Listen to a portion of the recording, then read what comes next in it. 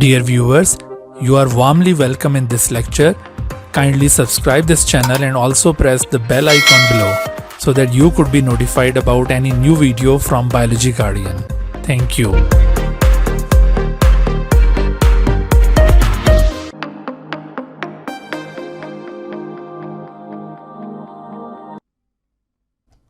बिस्मिल्लाहिर्रहमानिर्रहीम।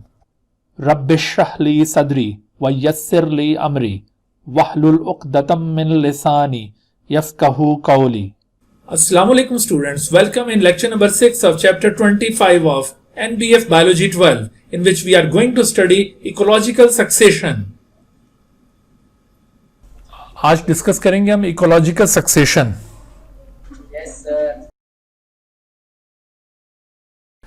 जी बेटा, ecological succession basically ये किसी भी ऐसी जगह पर जहाँ पर पहले से इकोसिस्टम मौजूद ना हो, वहाँ पर एक नए इकोसिस्टम की डेवलपमेंट को इकोलॉजिकल सक्सेशन कहा जाता है। इसको हम दो तीन तरह से डिफाइन कर सकते हैं। एक तो इसकी डेफिनेशन इस तरह से होगी कि development of new ecosystem at a place where there was no an ecosystem. ठीक है, एक डेफिनेशन तो इसकी ये हो सकती है कि development of new ecosystem at a place where there was no ecosystem existed। ठीक है भाई, तो एक ऐसी जगह पर जहां पर पहले से कोई इकोसिस्टम मौजूद नहीं है, वहां पर अगर नए सिरे से कोई इकोसिस्टम डेवलप होता है तो इस तरह की इकोसिस्टम की डेवलपमेंट को इकोलॉजिकल सक्सेशन कहा जाएगा। या फिर इसको आप यूं भी कह सकते हैं कि किसी जगह पर अगर ऑलरेडी कोई इकोसिस्टम मौजूद है और उस इकोसिस्टम के अंदर जो डिफरेंट टाइप की कम्युनिटीज हैं उनके स्ट्रक्चर के अंदर चेंज आता है। ठीक है, कम्युनिटी स्ट्रक्चर में चेंज आने का मतलब है कि पहले कोई एक कम्युनिटी और उसके बाद फिर कोई और कम्युनिटी उस जगह पर कॉलोनाइज होना शुरू हो जाती है। तो this change in the community structure of an ecosystem is also known as ecological succession. The change in community structure of an ecosystem, कि किसी जगह पर ऑलरेडी कोई एक इकोसिस्टम मौजूद था, लेकिन उस इकोसिस्टम में मौजूद कम्युनिटीज के अंदर ग्रेजुअली चेंज आ रहा है और उस चेंज के नतीजे में एक कम्युनिटी दूसरे में तब्दील हो रही है और दूसरी तीसरी में तब्दील हो रही है और रफ्ता रफ्ता वो इकोसिस्टम कॉम्प्लेक्स और कॉम्प्लेक्स कम्युनिटीज पर मुश्तमिल होता जा रहा है। तो इस चेंज को भी आप इकोलॉजिकल सक्सेशन में शुमार करेंगे। या फिर आप इकोलॉजिकल सक्सेशन को यूं भी कह सकते हैं कि ये जो चेंज अभी जिसका मैंने जिक्र किया ना, ये चेंज प्रोग्रेसिव चेंज होता है। तो आप इसको यूं भी डिफाइन कर सकते हैं कि progressive and gradual replacement of one community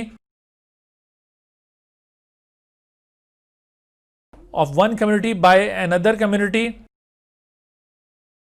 until the establishment of most resistant community, that is climax community। ठीक है भाई, तो ये इसकी और ज्यादा डिटेल डेफिनेशन हो जाएगी। आप देखिए, हम तीन तरह से इकोलॉजिकल सक्सेशन के कॉन्सेप्ट को लर्न कर सकते हैं।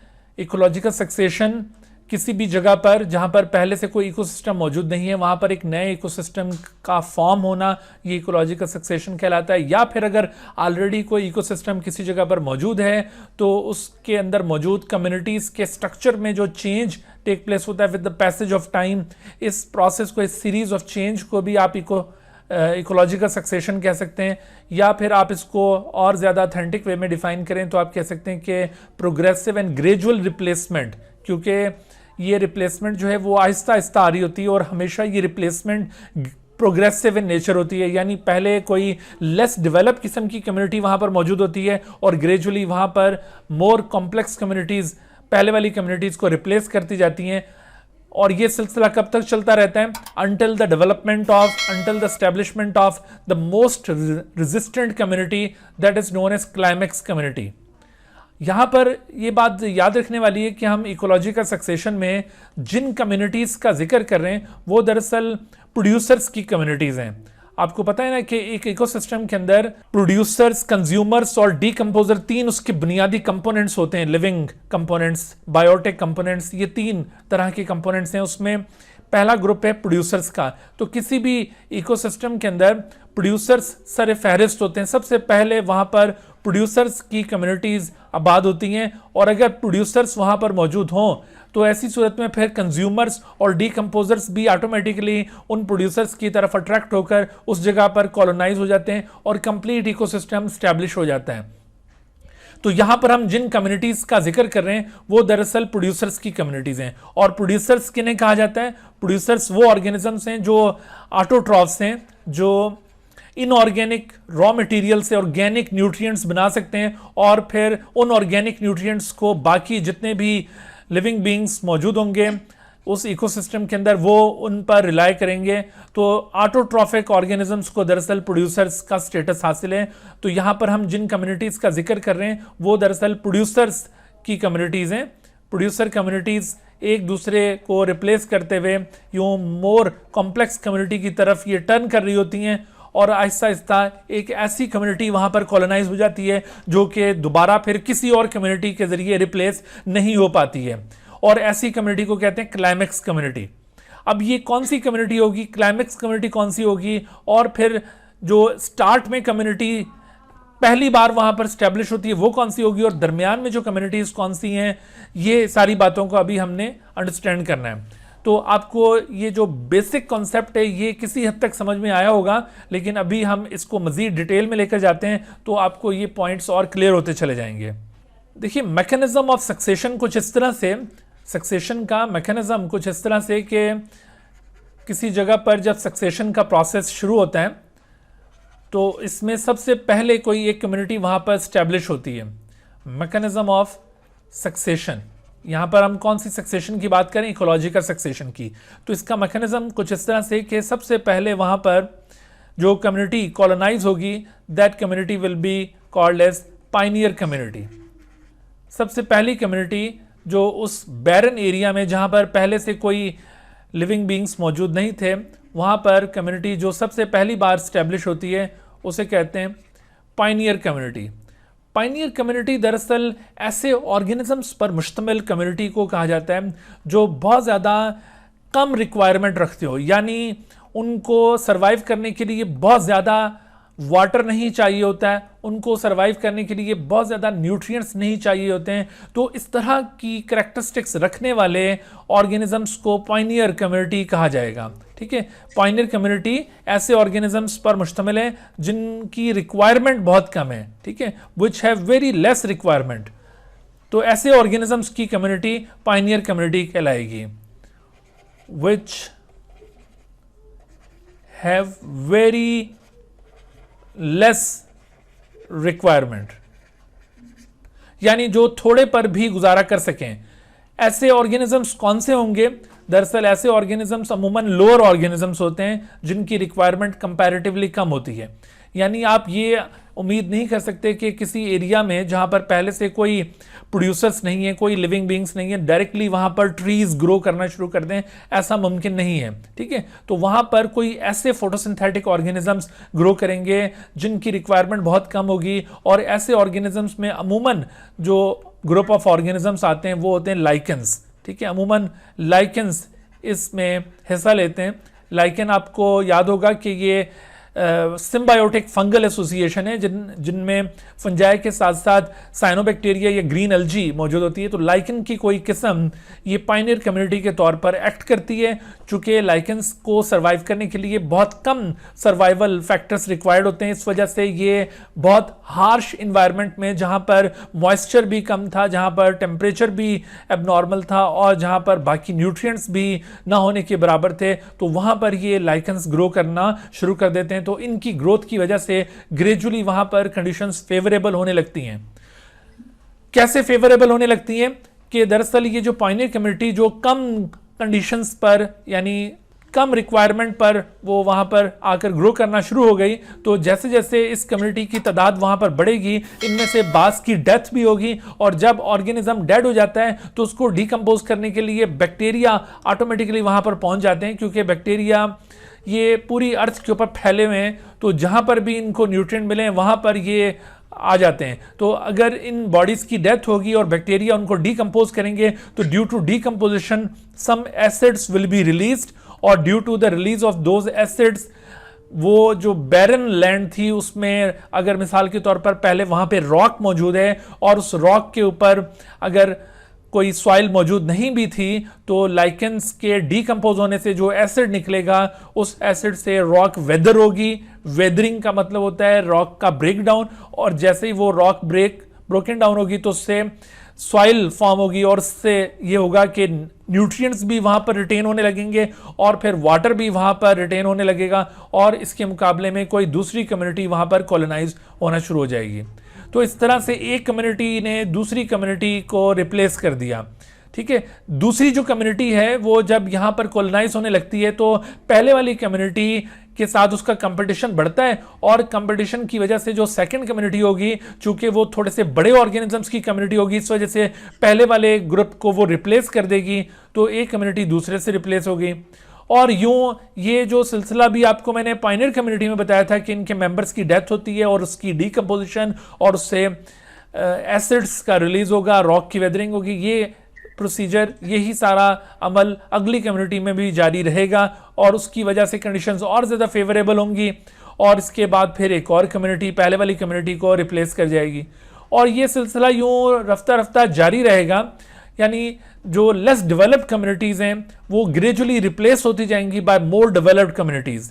यानी आप यूं समझ लें कि ये जो मैं बड़ी एरोस लगाता जा रहा हूं ये मोर डेवलप्ड कम्युनिटीज़ को रिफ्लेक्ट कर रही हैं, और जो पहले हमने छोटी एरोस दिखाई थी वो लेस डेवलप्ड कम्युनिटीज़ थी। ये सिलसिला काफ़ी अरसे तक जारी रहता है। ये ऐसे नहीं है कि चंद सालों का प्रोसेस है, बल्कि ये hundreds and millions of years पर मुश्तमिल ये प्रोसेस होता है, और इस तरह से किसी इलाके की तकदीर बदल रही होती है, उसके अंदर यूं with the passage of time change आ रहा होता है, और रफ्ता रफ्ता ये चेंज इस हद तक पहुंच जाता है कि एक मोस्ट रेजिस्टेंट कम्युनिटी प्रोड्यूसर्स की वहां पर कॉलोनाइज हो जाती है, और वो वहां से फिर किसी और कम्युनिटी के जरिए रिप्लेस नहीं होगी, and that community will be called as climax community. तो आखिर में ये क्लाइमैक्स कम्युनिटी उस जगह पर कॉलोनाइज होती है। अब ये क्लाइमैक्स कम्युनिटी में कौन से प्रोड्यूसर्स इंक्लूडेड हैं जो कि बाकी किसी दूसरे ग्रुप ऑफ ऑर्गेनिज्म से रिप्लेस नहीं हो पाएंगे, तो वो दरअसल लार्ज ट्री स्पीशीज हैं। क्लाइमैक्स कम्युनिटी ये लार्ज ट्री स्पीशीज पर कंसिस्ट करती है। It consists of large tree species, और ये जो लार्ज ट्री स्पीशीज होती हैं प्लांट्स की, इन लार्ज ट्री स्पीशीज पर मुश्तमिल जो कम्युनिटी है उसे फॉरेस्ट कहा जाता है। लार्ज ट्री स्पीशीज पर मुश्तमिल कम्युनिटी को क्या कहेंगे?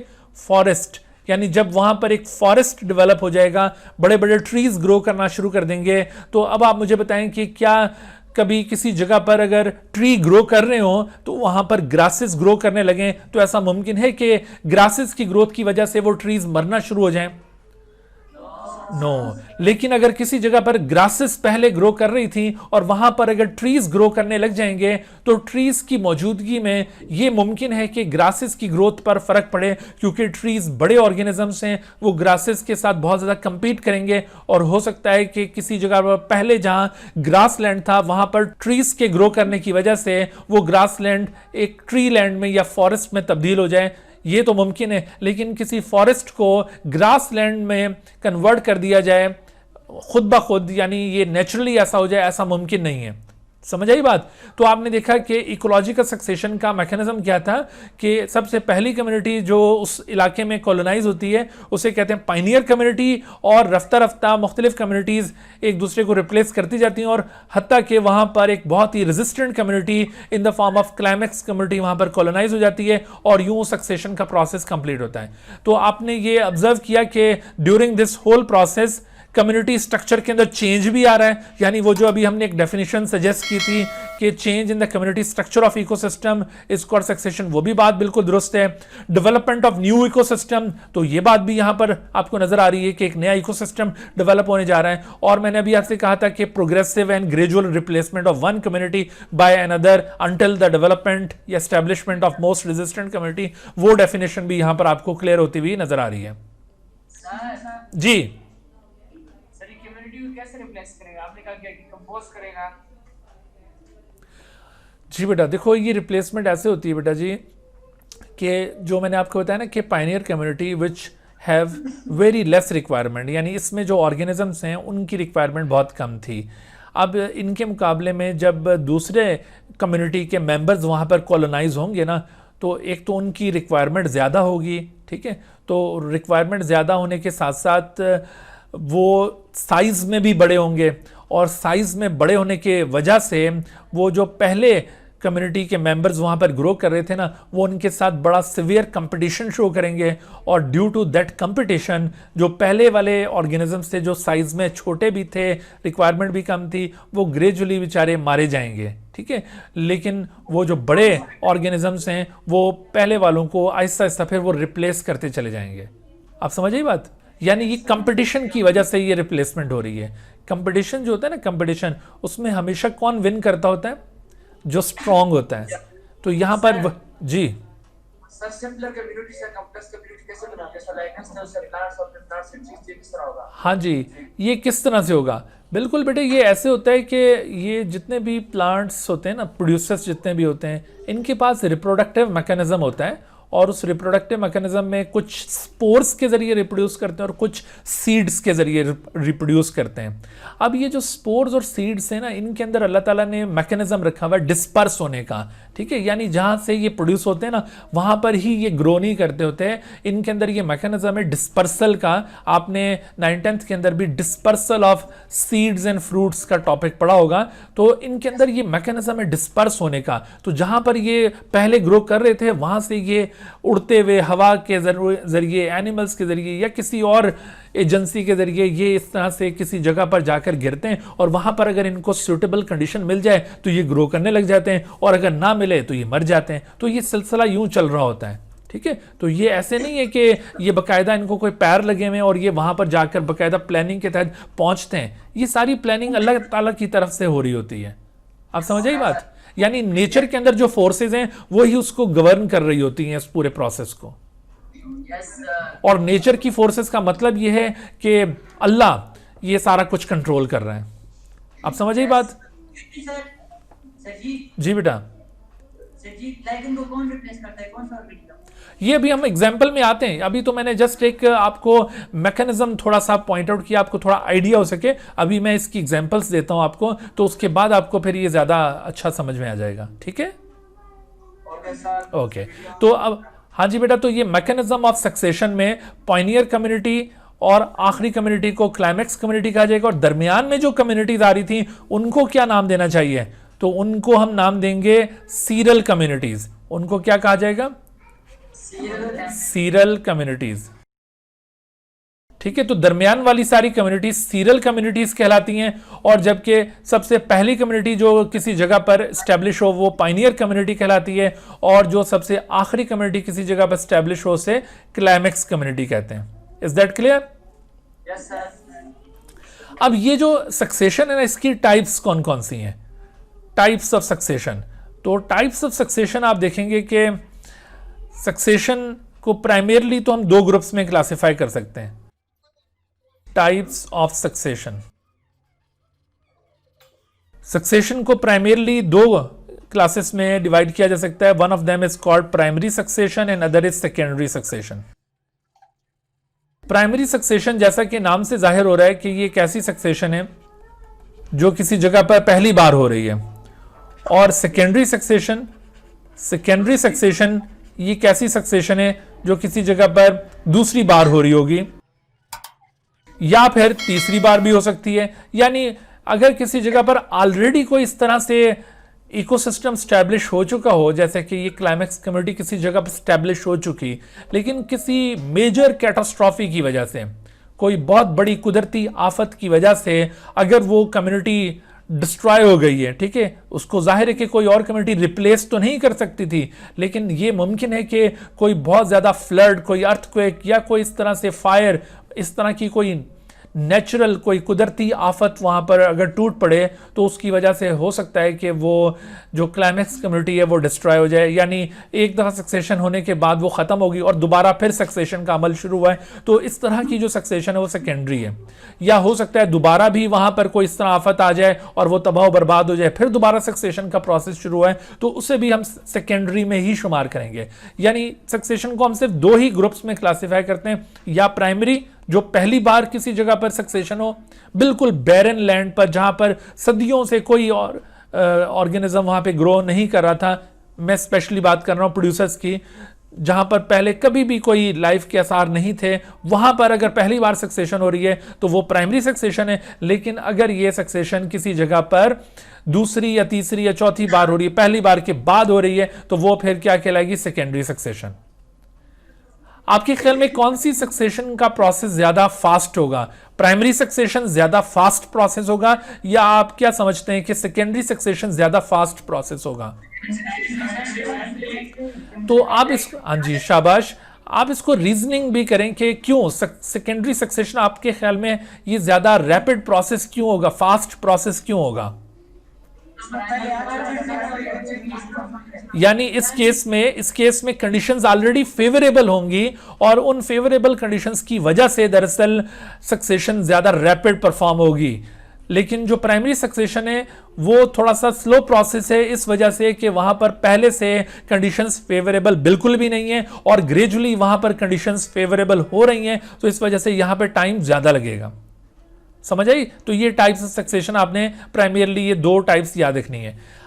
ये जो दो टाइप्स हमने सक्सेशन की कंसिडर की है ना, these two types of successions are based upon the origin. ठीक है, ये ओरिजिन की बुनियाद पर ये सक्सेशन हमने कंसिडर की है, based upon origin, based upon origin of succession, कि किस जगह पर ये सक्सेशन स्टार्ट हो रही है, इसका ओरिजिन यानी पहली बार हो रही है या फिर दूसरी बार हो रही है, तो बेस्ड अपॉन ओरिजिन ये क्लासिफिकेशन है। लेकिन अगर हम बेस्ड अपॉन लोकेलिटी क्लासिफाई करें, जी बेटा,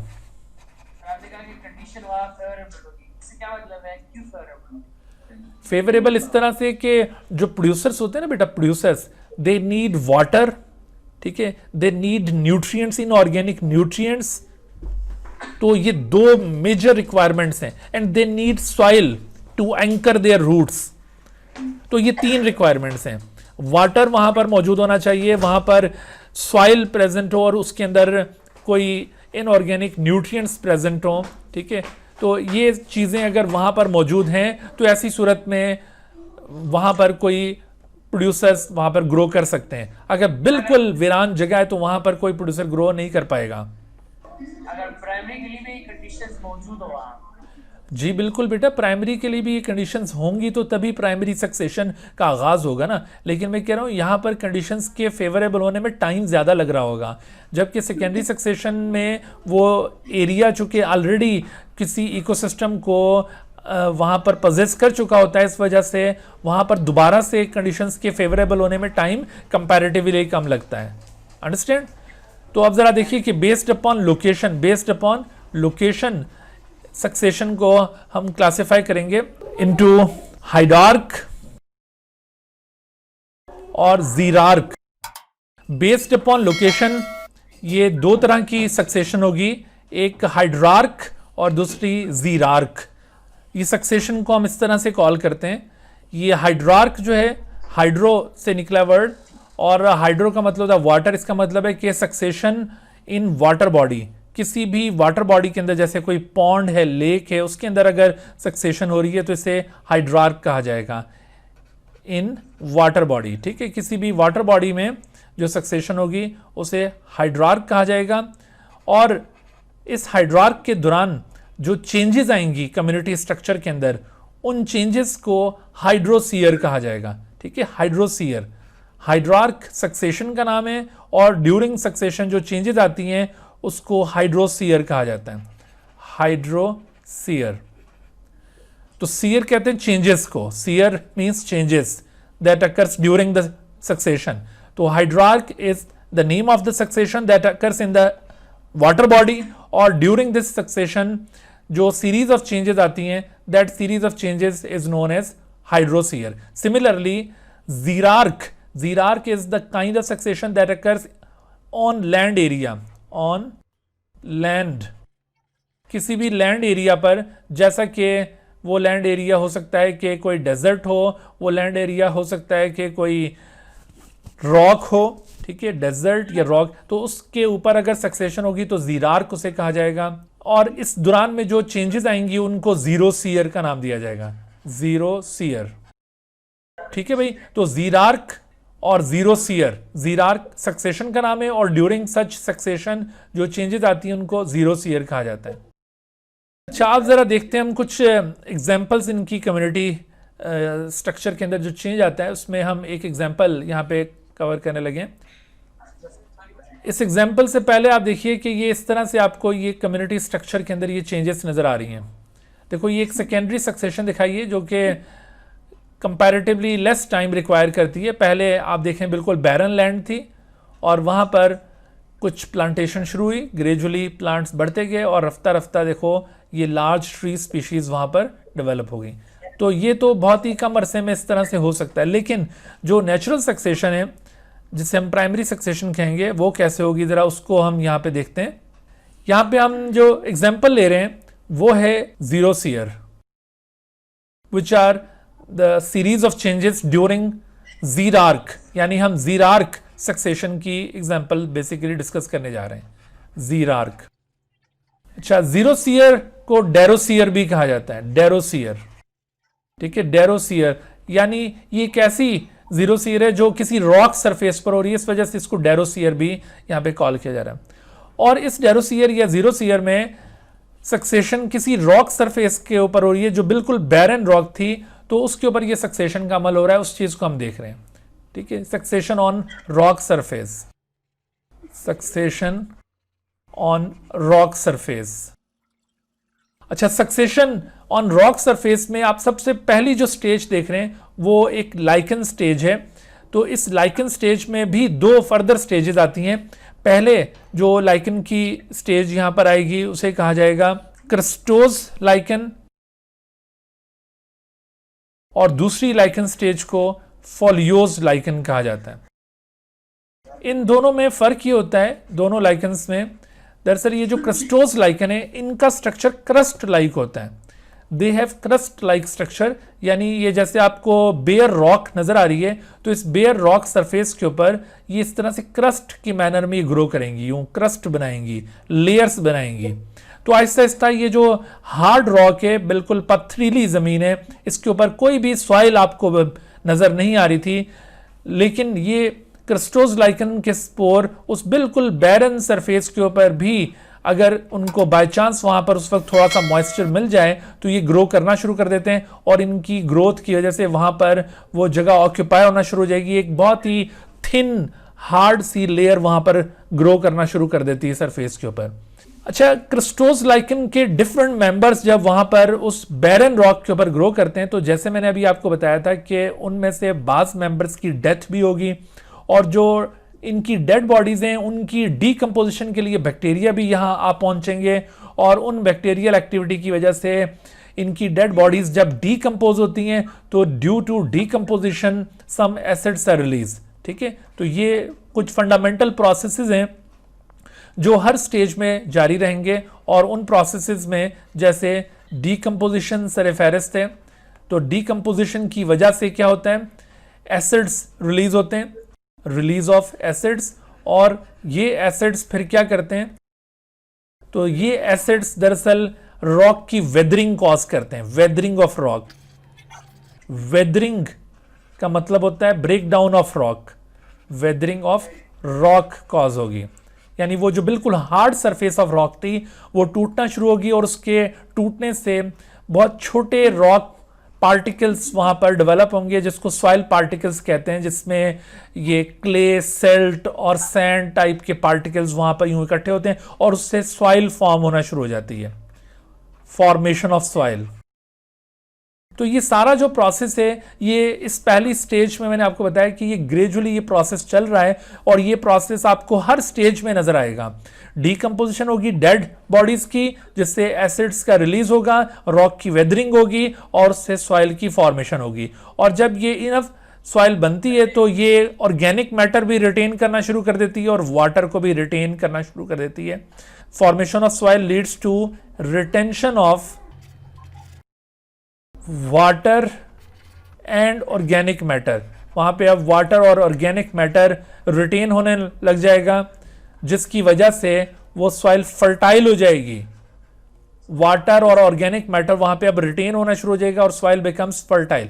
जब ये सॉइल की फर्टिलिटी बढ़ती है और सॉइल थोड़ी सी वहां पर स्टैब्लिश होती है, कंडीशंस थोड़ी सी फेवरेबल होती हैं, तो अब कुछ दूसरे लाइकन्स के मेंबर्स हैं जिन्हें फोलियोज लाइकन्स कहा जाता है, जिनका स्ट्रक्चर इस तरह से लीफी स्ट्रक्चर होता है। ये अपराइटली ग्रोइंग स्ट्रक्चर रखते हैं, यूं इनका स्ट्रक्चर लीफ लाइक अपेंडेजेस पर मुश्तमिल होगा और ये क्रस्टोज लाइकन के मुकाबले में थोड़े से बड़े साइज के लाइकन ऑर्गेनिजम्स होते हैं और ये वहां पर अब ग्रो करना शुरू कर देते हैं। अगरचे वैसे अगर दरख्त के साथ कंपेयर किया जाए, ट्री के साथ, तो ये बहुत ही छोटे साइज के हैं, लेकिन क्रस्टोज लाइकन के मुकाबले में बहरहाल ये बड़े साइज के होते हैं और इसी वजह से इनके वहां पर ग्रो करने से जो नीचे क्रस्टोज लाइकन के मेंबर्स ग्रो कर रहे थे उनको लाइट प्रॉपर नहीं मिलेगी और उनके लिए न्यूट्रिएंट्स भी कम हो जाएंगे, क्योंकि अब ये जो फोलियोज लाइकन है वो न्यूट्रिएंट को भी ज़्यादा इस्तेमाल में लेकर आ रहे हैं और लाइट भी नीचे नहीं पेनिट्रेट करने दे रहे, क्योंकि इनका लीफी स्ट्रक्चर है। और जबकि क्रिस्टोज लाइकन बिल्कुल नीचे सरफेस पे ग्रो कर रहे थे, तो रफ्ता रफ्ता आप देखेंगे कि क्रिस्टोज लाइकन का जो डेथ रेट है वो बढ़ जाएगा, वो तेजी से मरना शुरू हो जाएंगे। और जबकि फोलियोज लाइकन इनके मेंबर्स की तादाद बढ़ती चली जाएगी, इनकी पॉपुलेशन इंक्रीज होगी और एक वक्त आएगा कि अब आपको उस जगह पर क्रिस्टोज लाइकन ढूंढने में भी बड़ी मुश्किल होगी, बहुत कम रह चुके होंगे और फोलियोज लाइकन उस पूरे एरिया को ऑक्यूपाई कर चुके होंगे। तो हम ये कहेंगे कि फोलियोज लाइकन ने क्रिस्टोज लाइकन्स को दरअसल रिप्लेस कर दिया। तो आपने देखा कि क्रिस्टोज लाइकन की एक कम्युनिटी और फोलियोज लाइकन की एक और कम्युनिटी है, तो फोलियोज लाइकन वाली कम्युनिटी ने क्रिस्टोज लाइकन की कम्युनिटी को रिप्लेस कर दिया है। जब ये रिप्लेसमेंट हो जाती है तो फोलियोज लाइकन स्टेज में, इस स्टेज में भी ये सिलसिला जारी रहता है। यहां पर भी जाहिर है कि इनके भी बाज मेंबर्स की डेथ होगी, डीकंपोजिशन होगी और डीकंपोजिशन से एसिड्स का रिलीज होगा, रॉक की वेदरिंग होगी, फॉर्मेशन ऑफ सॉइल यानी सॉइल मोर थिक हो जाएगी और उसके अंदर फिर वाटर भी ज्यादा रिटेन होना शुरू हो जाएगा। जो पहले बारिशों की वजह से पानी जाया हो जाता था, वहां पे रुकता नहीं था, अब वहां पर रुकना शुरू हो जाएगा और वहां पर ऑर्गेनिक मैटर भी बढ़ेगा। तो इस तरह कंडीशंस जब और फेवरेबल होती हैं तो फिर फोलियोज लाइकन के साथ साथ यहां पर कुछ और मेंबर्स भी ग्रो करने लगते हैं और उन मेंबर्स में अब बारी आएगी मॉस प्लांट्स की। मॉसेस ये ब्रायोफाइट्स की किस्म है, मॉस स्टेज से कहा जाएगा। मॉस स्टेज पहली स्टेज थी क्रिस्टोज लाइकन, फिर फोलियोज लाइकन स्टेज, अब मॉस स्टेज आ गई। तो मॉसेस जो होते हैं ना, ये ब्रायोफाइट की टाइप्स हैं और ये इनका स्ट्रक्चर कुछ इस तरह से होता है कि ये यूं एक स्टेम लाइक और लीफ लाइक अपेंडेजेस पर मुश्तमिल ये स्ट्रक्चर रखते हैं। इस तरह से इनका स्ट्रक्चर होगा। इनमें यूं लीफ लाइक आउटग्रोथ्स भी हैं, स्टेम लाइक पार्ट भी इनमें मौजूद है। तो इस तरह का स्ट्रक्चर है इनका और नीचे रूट लाइक ये राइजोइड्स भी इनके पास मौजूद हैं। सो इस तरह का स्ट्रक्चर रखने वाले ये मॉस प्लांट्स ये वहां पर ग्रो करने लगते हैं। चूंकि मॉसेस की हाइट ये फोलियोज लाइकन की हाइट से ज़्यादा होती है, तो जहां मॉस प्लांट्स ग्रो करने लगते हैं ये चूंकि न्यूट्रिएंट्स को ज़्यादा यूटिलाइज कर लेते हैं और इसके मुकाबले में फोलियोज लाइकन के मेंबर न्यूट्रिएंट्स इस्तेमाल नहीं कर पाते, तो ग्रेजुअली फोलियोज लाइकन के मेंबर्स की डेथ होना शुरू हो जाएगी और रफ्ता रफ्ता जो मॉस प्लांट्स हैं उनकी तादाद वहां पर बढ़ना शुरू हो जाएगी। और अगेन फिर एक वक्त आएगा कि ये मॉस स्टेज फोलियोज स्टेज को रिप्लेस कर चुकी होगी। फोलियोज लाइकन सब बहुत रेयर हो जाएंगे वहां पर और मॉस प्लांट्स वहां पर बहुत अबंडेंट हो जाएंगे। तो इस तरह से आप देखिए कि जो रॉक बिल्कुल पहले बैरन थी, वहां पर कंडीशंस फेवरेबल नहीं थी, तो इसी वजह से मॉस प्लांट्स पहले ग्रो नहीं कर पा रहे थे वहां पर। हालांकि मॉस प्लांट्स के स्पोर्स वगैरह वहां पर आते थे, लेकिन कंडीशन फेवरेबल ना होने की वजह से ये ग्रो नहीं कर पाते थे। लेकिन अब चूंकि कंडीशंस फेवरेबल हो गई हैं, उनको ग्रो करने का मौका मिल गया। अब इस स्टेज में भी, मॉस स्टेज में भी, ये जो फंडामेंटल प्रोसेसेस हैं ये जारी रहेंगे। Decomposition, release of acids, weathering of rocks, formation of soil, ये काम होता रहेगा और more and more soil thick होती जाएगी, ज्यादा से ज्यादा वाटर, ऑर्गेनिक मैटर रिटेन होना शुरू हो जाएगा, जिससे कंडीशन मोर फेवरेबल होंगी। तो फिर एक और यहां पर कम्युनिटी लैंड करेगी, और वो कम्युनिटी कौन सी होगी? अब यहां पर कुछ ग्रासेस, हर्ब प्लांट्स वहां पर ग्रो करने लगेंगे। तो पहले हर्ब प्लांट्स क्यों नहीं ग्रो कर रहे थे? दरअसल पहले हर प्लांट्स इस वजह से ग्रो नहीं कर रहे थे कि इनके पास रूट्स होती हैं और रूट्स के लिए इनफ सॉइल रिक्वायर्ड होती है, तो इस वजह से ये पहले हर प्लांट्स वहां पर ग्रो नहीं कर रहे थे। लेकिन अब ये वहां पर ग्रो करना शुरू कर देंगे, तो इस वजह से इस स्टेज को हम कहेंगे हर्बेशियस स्टेज, हर्ब स्टेज। ठीक है, तो इस हर्ब स्टेज में ग्रासेस बेसिकली ग्रो करती हैं। अब इस हर्ब स्टेज में, ये हर्बेशियस स्टेज में छोटी ग्रासेस, फिर उससे बड़ी ग्रासेस, फिर उससे बड़ी ग्रासेस, डिफरेंट हाइट की ग्रासेस जो हैं वो एक दूसरे को रिप्लेस कर रही होंगी। पहले सबसे पहले छोटी छोटी ग्रासेस वहां पर ग्रो करेंगी, फिर उसके बाद थोड़ी सी मिड हाई ग्रासेस, और उसके बाद फिर और जो टॉल ग्रासेस हैं वो वहां पर आ जाएंगी। तो ये सारी हर्बेशियस स्टेज है और ग्रेजुअली इसके अंदर चेंज आ रहा है। यहां पर भी ये प्रोसेसेस जारी रहेंगे। याद रखिए ये हर स्टेज में ये प्रोसेस हो रहे होते हैं, और जब कंडीशन ज्यादा फेवरेबल हो जाती हैं तो फिर वहां पर छोटे छोटे श्रब प्लांट्स ग्रो करना शुरू कर देते हैं। हर्ब्स में और श्रब्स में फर्क क्या होता है? असल में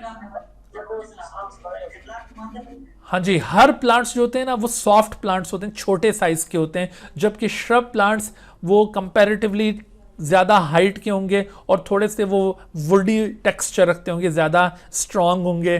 तो अब देखो श्रब्स के वहाँ पर ग्रो करने से हर्ब्स की ग्रोथ कम हो जाएगी और रफ्ता रफ्ता वो जगह एक श्रब लैंड में कन्वर्ट हो जाएगी। देखिए ये इस तरह से आपको बुशेस नज़र आ रही हैं, झाड़ियाँ नज़र आ रही हैं जो कि श्रब्स की झाड़ियाँ हैं। तो वो लैंड जो पहले बिल्कुल वीरान थी, अब रफ्ता रफ्ता एक बुश लैंड में या श्रब लैंड में वो कन्वर्ट हो गई है। और आखिर में अब यहाँ पर श्रब्स के मुकाबले में और बड़े प्लांट्स जो कि ट्री स्पीशीज पर मुश्तमिल हैं वो यहाँ पर ग्रो करना शुरू करेंगे, और फिर रफ्ता रफ्ता वो ट्री स्पीशीज श्रब्स को भी पीछे छोड़ जाएंगे और पूरी जगह को वो ऑक्यूपाई कर लेंगे। और इस स्टेज को हम कहेंगे ट्री स्टेज, या फिर इसे क्लाइमेक्स स्टेज आप कह सकते हैं, क्योंकि जब ये ट्रीज वहां पर कॉलोनाइज हो जाते हैं, बड़े बड़े टॉल हाइटेड प्लांट्स वहां पर ग्रो कर जाते हैं, तो वहां पर अब आपको श्रब्स भी बहुत कम नजर आएंगी, वहां पर हर्ब्स भी बहुत कम नजर आएंगी। और अब कभी ऐसा नहीं होगा कि श्रब्स ज्यादा जोर आवर होकर ट्रीज के मुकाबले में ज्यादा उधर फ्लरिश करना शुरू कर दें, या हर्ब्स बहुत ज्यादा ग्रो करना शुरू कर दें और ट्रीज बेचारे वो अपने जान बचाने पे आ जाएं। ऐसा मुमकिन नहीं है कि ये पिछली कोई भी कम्युनिटी अब ट्री स्पीशीज को वहां से रिप्लेस कर सके। तो इस वजह से ये ट्री स्टेज को हम कहेंगे क्लाइमेक्स स्टेज। ठीक है, ट्री स्टेज क्या है? This is the climax stage. और जबकि पायनियर स्टेज कौन सी स्टेज थी यहां पर? हाँ जी, ये क्रिस्टोस लाइकन, ये पायनियर स्टेज है। और जबकि आप बाकी स्टेजेस को क्या नाम देंगे? बाकी स्टेजेस क्या हैं? बाकी सबको सीरल स्टेजेस कहा जाएगा। Remaining all of them are seral stages. ठीक है भाई, तो अब आपको ये प्रोसेस ऑफ सक्सेशन समझ में आया। जीरो सीयर की हमने एक एग्जांपल देखी है जो कि एक रॉक सरफेस के ऊपर ये सक्सेशन का अमल हो रहा था और रफ्ता रफ्ता वो इस तरह से एक डेंस फॉरेस्ट बन गया। तो आप ये शुमाली इलाका आजाद की तरफ जाते हैं ना, तो यहाँ पर आप देखें कि ये मरी वगैरह ये जंगलात आपको नज़र आते हैं। ये सारे जंगलात इसी सक्सेशन के प्रोसेस के ज़रिए वजूद में आए हुए हैं। अगर आप वो गिलगित वाली साइड पे जाएं, और आप में से हो सकता है कि बाज़ उस इलाके के बच्चे हों, तो उस साइड पर आपको नज़र आएगा अभी भी बहुत सारी रॉक्स जो है ना वो बिल्कुल वीरान है, वहाँ पर कोई वेजिटेशन आपको नज़र नहीं आएगी उस रॉक के ऊपर। लेकिन still there are certain rocks. अगर आप वहाँ पर बगौर मुताला करें तो आपको वहाँ पर कुछ ऐसी रॉक्स भी नज़र आएंगी जहाँ पर आपको क्रिस्टोस लाइकन स्टेज नज़र आएगी, क्रिस्टोस वहाँ पर ग्रो कर रहे होंगे। कहीं पर आपको फोलियोस लाइकन वाली स्टेज मिलेगी, किसी जगह पर मॉस स्टेज आपको वहाँ पर डोमिनेट करती हुई नज़र आती है, कहीं पर हर्ब्स वहाँ पर बहुत ज़्यादा नज़र आएंगे। तो इसका मतलब है कि जहाँ पर हर्ब्स नज़र आ रहे हैं वहाँ पर पहले कभी मॉस रहे होंगे, और जहाँ मॉस नज़र आ रहे हैं वहाँ पर पहले कभी फोलियोस लाइकन्स रहे होंगे। तो ये इस तरह से ये सीक्वेंस चल रहा है। और अभी आपको जो रॉक्स इस तरह से बिल्कुल क्रस्टोस लाइकन या फोलियोस लाइकन पर मुश्तमिल नज़र आ रही हैं, और with the passage of time आप देखिएगा कि किसी स्टेज पर जाकर वहाँ पर भी एक डेंस फॉरेस्ट डेफिनेटली डेवलप होगा जैसे जैसे कंडीशंस वहाँ पर फेवरेबल होती चली जाएंगी। ठीक है भाई, यहाँ तक बात समझ में आ गई सबको? चलें जी, आज का हमारा लेक्चर यहाँ पे ख़त्म होता है। ओके जी, अल्लाह हाफिज़। Dear viewers, thank you for watching this video. If you have not subscribed this channel, kindly subscribe it and also press the bell icon below so that you could be notified about any new video lecture from Biology Guardian. And also do not hesitate to ask any question regarding this lecture. My contacts are shown on the screen. Thank you once again.